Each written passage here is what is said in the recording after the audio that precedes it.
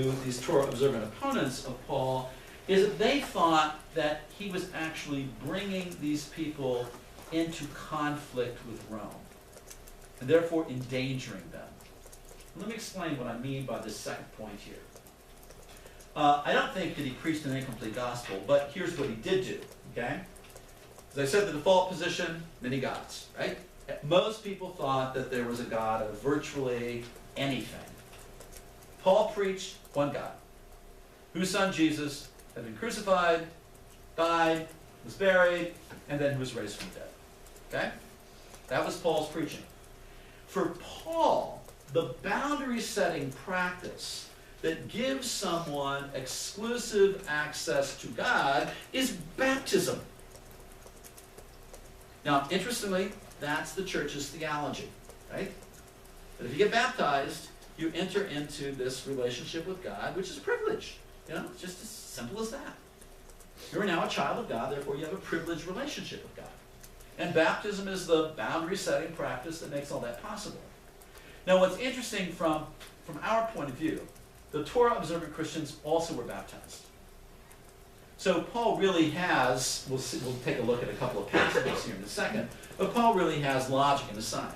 He basically says, you know, if you don't think baptism is important, why are you having yourself baptized? And if you are having yourself baptized, why are you doing these other things? For him, the only essential ritual was baptism. Now, but this other thing, the dangers that Christians faced, I think is really quite intriguing. Okay, Christianity, you know, like Judaism, in fact, this is the gift that the children of Abraham gave us, is this notion that there is only one God. And that's a strict monotheism. Remember the first commandment. Have no other gods before me. Right? But under Roman law, Judaism is what's called religio licita. Or for those of you who know ecclesiastical Latin, religio licita, which sounds really weird to me. The Latin that I learned was classical Latin, or really better, Germanic Latin, because that's where I grew up. And we would pronounce it religio licita, but it means what you think it means, licit religion. And here was the deal, okay? Rome had all these public rituals that people were expected to participate in. Now, from one point of view, there were probably no more than political rallies. But from another point of view, they were quasi-religious because typically you burned incense in honor of one or the other of the gods, right?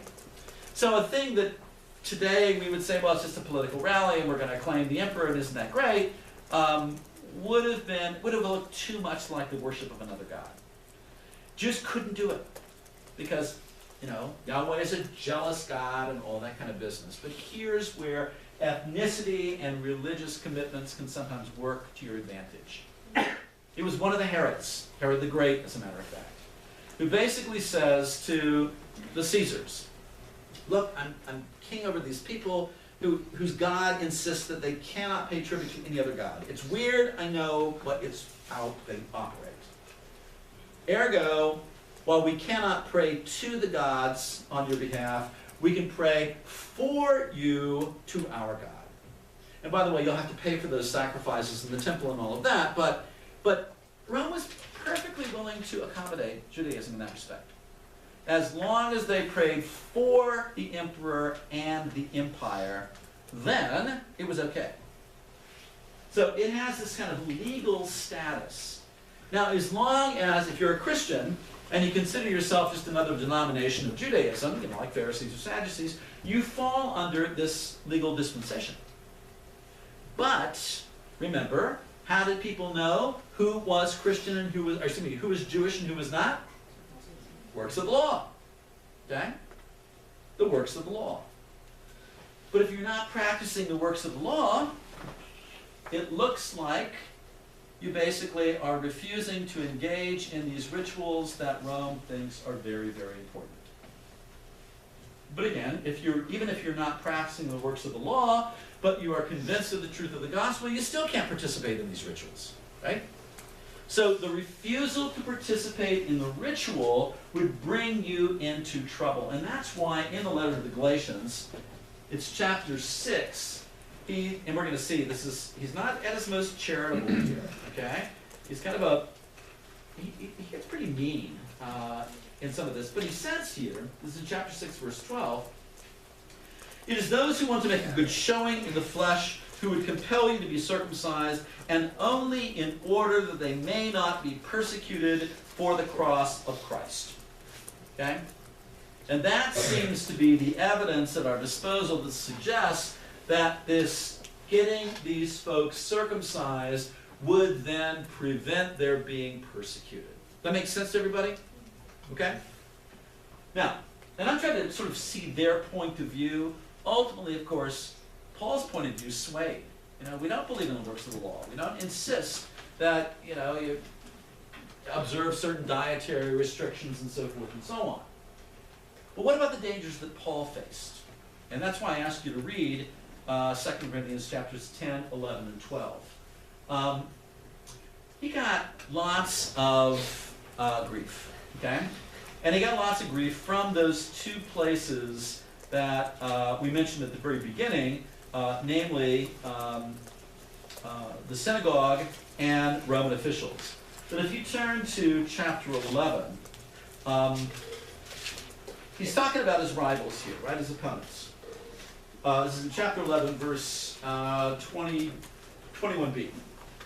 "Whatever anyone dares to boast of, speaking as a fool, I also dare to boast of that. Are they Hebrews? So am I. Are they Israelites? So am I. Are they descendants of Abraham? So am I. Are they servants of Christ? I'm a better one. I'm talking like a madman. With far greater labors, far more imprisonments, with countless beatings, and often near death." And here's the point. 5 times I've received at the hands of the Jews the 40 lashes less one. We'll just stop there for a second. Okay? It was thought that 40 lashes would kill you. So the punishment exacted by synagogue officials, if you were deemed to be troublesome, was to lash you 39 times. So the idea was to bring you to the very point of death. Now this was not just, a smack. They took something that was like a cat o' nine tails, long leather straps. There were rocks and shells and all that, lead pellets woven into those things. When they would strike you on the back, it would split your skin, and ultimately it would begin to separate some of the flesh really from the bones. Okay? Yeah. I mean, once would be horrible. Your back would be ribbons of scars. And it happened to him 5 separate times. Now again, remember this is an age before Neosporin, right? Okay? So, the only really antiseptic they would have had would have been wine they poured on it. Imagine how that would have stung. And then they probably would have tried to soften the scars with oil, which might have brought on more infection. I mean, who knows? But his back would have been a mess, okay? And the scars that were left were also meant to shame the individual. Scars that you got on your front indicated you were brave, or at least strong, right? Because you would have gotten those scars in battle or in a fight or something. But scars on your back meant you were either running away, or you'd been beaten because you had disobeyed somebody. Now, he goes on though, because not only does he have these 40 lashes less one 5 times over, but 3 times he says, I've been beaten with rods. That is bastinado. And what that involved was the Romans would put these guys, troublemakers, in stocks, basically. Put their feet, immobilize them, take something about the size of a baseball bat, and then beat their feet. Okay? Now, we've all stubbed our toes on the corner of the bed, in the middle of the night, right? Okay? Sometimes because of, how does one put this? A certain overfamiliarity with either mash and hops, or an equal overfamiliarity with distilled spirits, or perhaps with wine. Okay? But you're a little clumsy, you're a little drunk, you stub your toe, and what's your reaction? Usually words of Anglo-Saxon derivation. Now, that said, again, this is an age before, X-rays and all that. All those bones in the feet would have been broken. The best he would have been able to do is to bind his feet up with rags and hope that the bones knit together. But his feet would have hurt him for the rest of his life. Okay? And that happened to him 3 times. Then he ends up saying, so they beat his feet 3 different times. I mean, just, says, once I was stoned. Now we're not really sure who stoned him, except the Acts of the Apostles talks about it. It was probably a mob action, the way that the Acts of the Apostles describes it. But stoning somebody was really meant to kill him, and then bury him beneath the pile of stones that had been the cause of their death. And he survived that. So if nothing else, Paul of Tarsus is a very tough guy. You know, he would have played rugby, perhaps. Okay? A really tough guy. That he could have survived all that business. Then he says, he has these sort of narrow escapes. He says, if I must boast, I will boast of the things that show my weakness. The God and Father of the Lord Jesus Christ, the one who is blessed forever, knows that I do not lie. At Damascus, the governor under King Aretas guarded the city of Damascus in order to seize me, but I was let down in a basket through a window on the wall and escaped his hands. Now it's tempting, of course, to see that as a kind of an Indiana Jones sort of moment, where he kind of gets away. Here's a 14th century enamel that depicts Paul being let down over the wall. There's the basket, there's Paul, there's the guys in the, helping him over the wall. It all looks, even here, kind of quasi-heroic. Note that he says, I will boast about shameful things. Do you know what was carried out typically in those baskets? Garbage. Well, garbage and something a little even more disgusting than that. Okay? Excrement. Excrement. Absolutely, because this is an age before plumbing. So you had something called a chamber pot, in which you made deposits. At some point, those deposits would be placed in a basket. The basket would be lowered over the wall. And these walled cities have moats, right? It wasn't just a pretty little stream, okay? It was sewage down there. So Paul is, the polite way is, he's taken out with the trash, but he's basically landing in sewage. This is anything but heroic here, okay? And he's doing that to escape this regional authority, the governor under King Aretas, okay? Now, all of this, remember, we're talking about Paul and his opponents. How did he respond, okay? Not always in the most praiseworthy manner. Sometimes he responds with invective. So, for instance, in chapter 5 of the letter to the Galatians, he is, there he's talking about all these folks that want to impose circumcision on his people. And he says in chapter 5, verse 12, I wish those who unsettle you would cut the whole thing off. Effectively castrate themselves. Okay? This is not really nice. Okay? Similarly, in the letter to the Philippians, he's kind of dealing with the same issue. In chapter 3, again, because these folks are following him all around, basically sort of, I think, probably saying, well, he began well, but there's a few things you all need to know, and here are some of the things you need to know. So he says, look out for the dogs. Look out for the evil workers. Look out for those who mutilate the flesh. For we are the true circumcision, we who worship God in spirit and glory in Christ Jesus and put no confidence in the flesh. Now, calling Torah-observant Christians dogs is a particularly awful insult. You all may remember that story of Jesus and the Syrophoenician woman, right?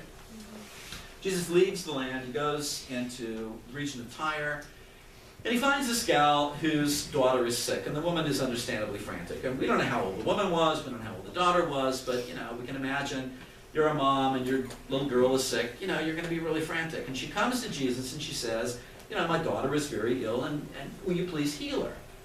And you remember what Jesus' reply is? It is not right to take something from the children and give it to dogs. Okay? Dogs were typically, was an epithet that Jews used to describe non-Jews. Now, I know a lot of us think dogs are really cute. That's because we're used to beagles and cocker spaniels and, you know, whatever else are out there. The dog in Jesus' day was basically a scavenger. Little better than a coyote or a jackal or something like that. Are you going to hate squirrels? Oh. You have to deal with your issues somewhere else. I know people have all these phobias, but now's not the time to deal with them. Just kidding. I'm giving you a hard time. But you're bitter, and you know, I can understand. Okay, it's not. But now it's not the time. But the issue, when calling somebody a dog, is basically saying, you know, you're disgusting. Really, that's what they're saying. Now, she outwits it just to tell that story. Because she says, all right, master, sure. But people still throw scraps to the dogs. So she says, you know, effectively, throw me a bone here. And Jesus is kind of amused by that. And he says, you know, for that answer, you know, you'll get what you want, go home, your daughter's well, and he heals the little girl at a distance. And I think one of the things that makes the story so wonderful is that Jesus is entertained by her display of wit and ultimately gives her what she wants. But I recount that story for you because dog is a term that Torah-observant Christians, or Torah-observant people, Jew or Christian alike, would use for non-Jews. And note what Paul does. He calls these Torah-observant Christians dogs. So he takes the insult and hurls it back at them. Now, I'm not advising that you try this at home, by the way, okay? He says, many, as I've often told you, this is over in verse 18 and 19, I've told you that, and now tell you even with tears, live as enemies of the cross of Christ. Their end is destruction. Their God is the belly. They glory in their shame with minds set on earthly things. I mean, to say that they glory in their shame is, again, invective here. Okay? Another way he responds is to stress his superiority. We've already looked at that passage. You know, are they servants of Christ? I'm a better one. And again, this reminds me a little bit of trash talking. Sometimes he even mocks his opponents. So over here in 2 Corinthians chapter 11, here's how he mocks them.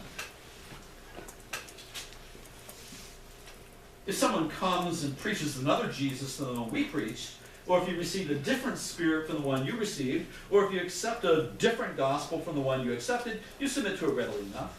For I think I am not in the least inferior to these superlative apostles. Even if I am unskilled in speaking, I'm not in knowledge. In every way we've made this plain to you in all things.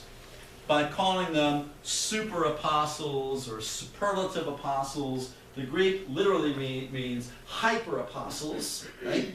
He's mocking them. Okay? Now, note, invective, stressing your superiority, using mocking language. Maybe we should query Paul at this point. Right? Is it, for instance, appropriate to respond to somebody with whom one has difference by using invective? We're all friends here, right? Raise your left hand if you've ever used invective. Did you at least have the grace to feel guilty about it? Okay? Now, I mean, one of the reasons I bring this up, we're querying Paul, but of course we're querying ourselves here as well. You know, the last political season was filled with invective. You know? Now, I've got a friend who's an historian of political thought in the United States, and he says that the kind of bipartisanship that particularly people of, you know, the Phil's my generation were used to was really an anomaly in American history, is his point. To say it's because we had an external enemy, it was first Hitler or the Emperor, you know, depending upon whether you're in the European theater or the Far Eastern theater, the Asian theater, Pacific theater, I think we called it, during World War II. And then after World War II, of course, it was the communists, particularly Russia, China to a lesser extent. But those external threats meant that internally Democrats and Republicans, liberals, conservatives, whatever, had to work together. With the fall of the wall and his